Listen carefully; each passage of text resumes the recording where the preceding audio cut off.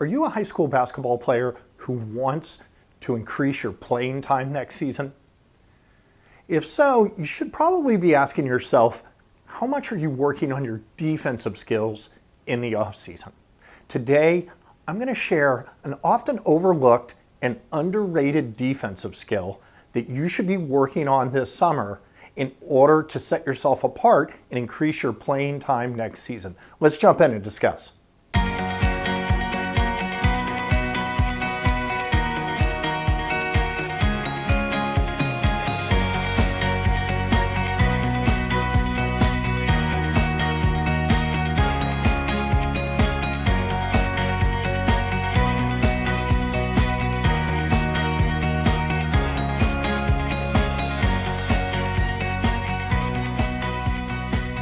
Welcome back to Hard Smart Together. I'm Coach Dave. I'm here every week to help high school basketball players become the smart, confident players that coaches love. So today we are talking about defense, and it's been a few weeks. It's been a few weeks since I've talked about defense, and I've been wanting to do this topic for some time because, as you know, I love defense and I love talking about defense. But this is a defensive skill that is often overlooked. It's an underrated skill, and a lot of players don't really work on this skill. In fact, a lot of teams, they might work on this skill a little bit at the beginning of the season, but they kind of drop it and it's just not worked on enough. And so I want to give you some tips today on how to implement this skill and be effective on the defensive end. But I also want to give you a drill that you can implement and put into your workout, your off-season workout, and get you prepared to stand out when next season rolls around. Before I get started with that, if you're a smart, confident player, you want to be one of those smart, confident players, be sure to download my free gift. It's 8 intangible skills that coaches love to see in players. They're simple to implement. I give you them in a checklist form. I also give you some tips on how to show these skills off to coaches. You can simply scan the QR code below. If you look in the description below, I'll put a link to the download.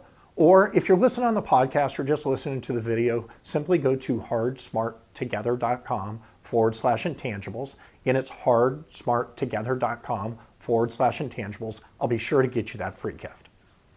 So, what is this underrated and overlooked defensive skill I'm talking about? Well, the skill we're talking about today is the closeout. When you're on defense, your player receives the ball and you need to close out to the offensive player with the ball. So, like I said, I'm going to give you 3 specific things that you need to focus on your closeouts, and then I'm going to give you a drill that you can do and implement, put into your workout, that you should be putting in your workout to prepare your mind, your response, and your body for what is really a pretty complicated, it's not complicated, but it asks a lot of you to close out a proper way. And so we're going to give you a drill that you should do to condition yourself to close out in the proper way. So by the time next season comes along, you're going to be awesome at closing out. So the first tip I have for you is, and I've talked about this when we've talked about being a help defender in the past, but I want you to position yourself to close out easier. It's going to make you actually look quicker than maybe you are.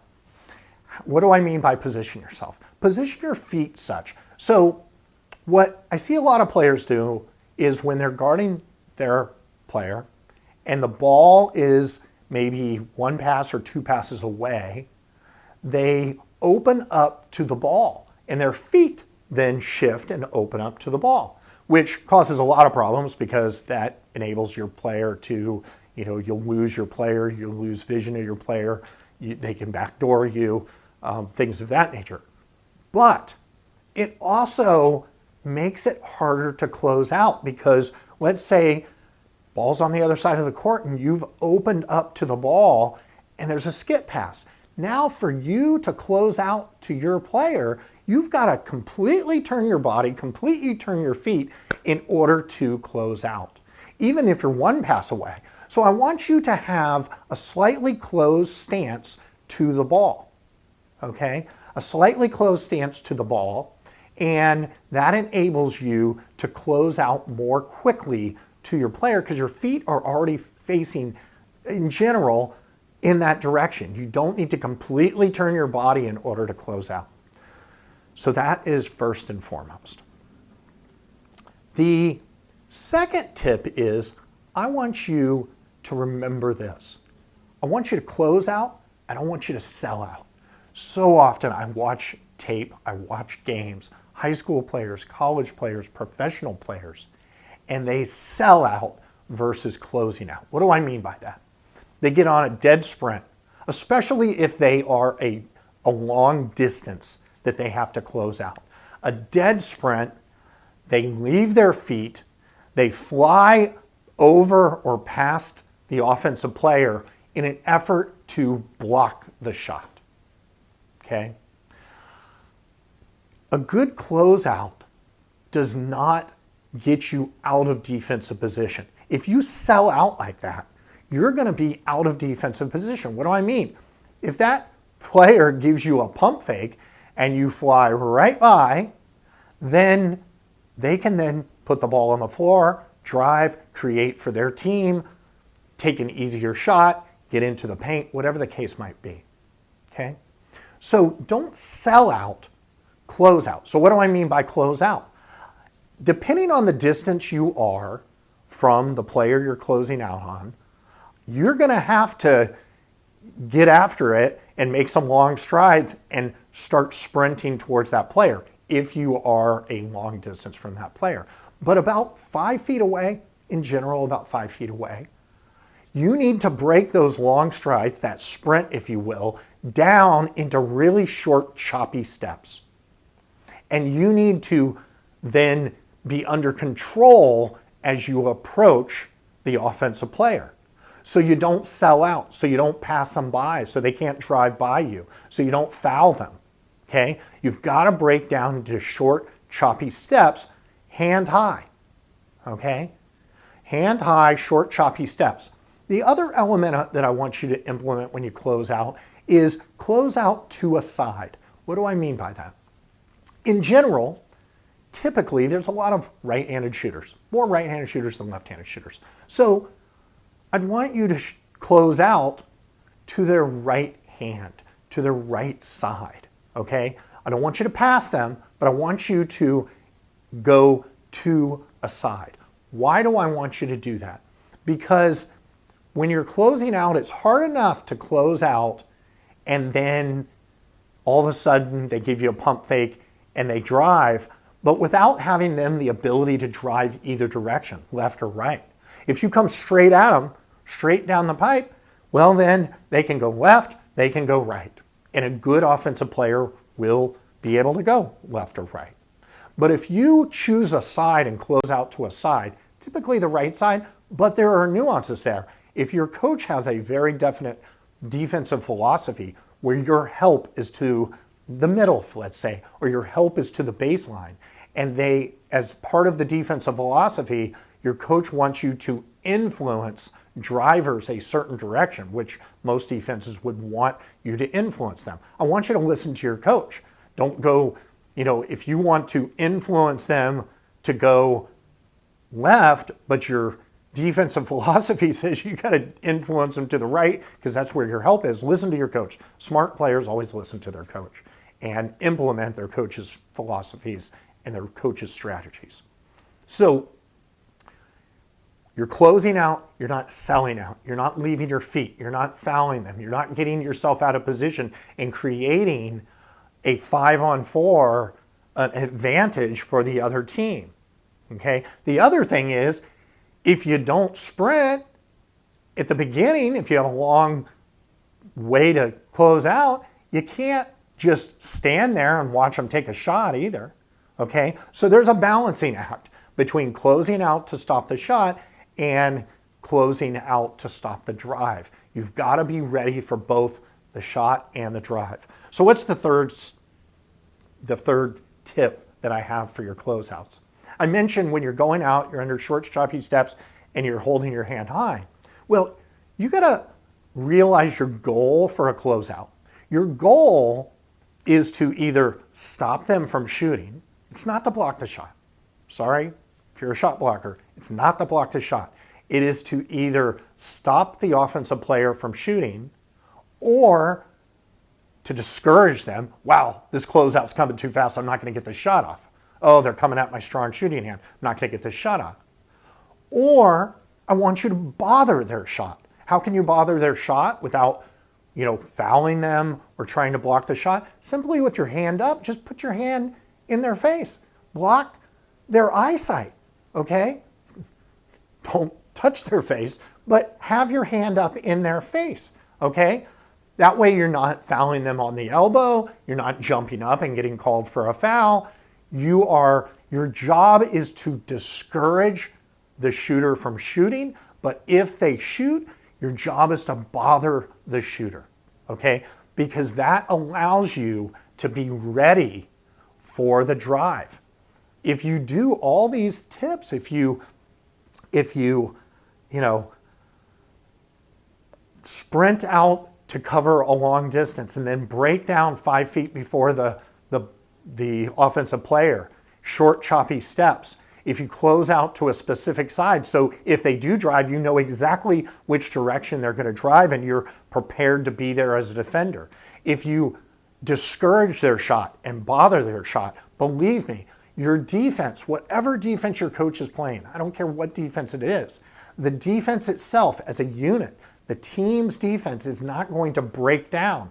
Whereas if you are one of those bad players that lunges, that sells out, that always going for the block, that leaves their feet, that closes out and allows them to drive either direction, then your defense, your coach's defense is going to break down. And guess what? Your coach is not going to play players that have bad closeouts. And that is why you need to be practicing your closeouts. So, a simple drill. It's really simple. I prefer putting some cones out on the perimeter, but put 3 cones out. Put a cone out on the, you can put 5 cones out. You could put a cone baseline on the perimeter, wing, top of the key, wing, baseline. And simply be in the paint, have an imagination. We've talked about having an imagination before.